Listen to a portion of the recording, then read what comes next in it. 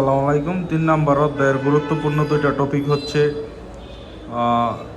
সাইগাই ফুক্কিউ কৌজি এবং সুনোতানো দোবো কৌজি। তো সাইগাই ফুক্কিউ কৌজিটা হচ্ছে মূলত দুর্যোগ পরবর্তী যে সিভিল ইঞ্জিনিয়ারিংয়ের কাজটা।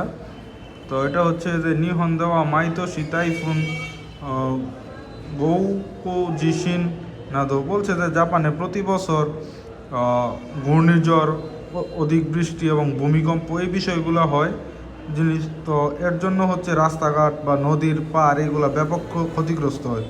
তো এইগুলা মেরামতের যে কাজটা এটাই হচ্ছে সাইগাই ফুক্কিউ কৌজি।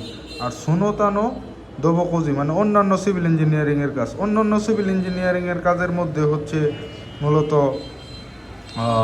জমির সাইড দিয়ে যে আইল বাঁধার কাজগুলো আছে, আবার নগিউর ফসলি জমি যেগুলো আছে এইগুলোর কাজ আছে, আবার বন জঙ্গলের মধ্যে মূলত যেই কাজগুলা করে এবং বিমানের রানওয়ে তৈরি করার যেই কাজগুলা করে সবগুলা কাজ হচ্ছে অন্যান্য সিভিল ইঞ্জিনিয়ারিংয়ের কাজের সঙ্গে সম্পর্কিত। আশা করি বুঝতে পারছেন।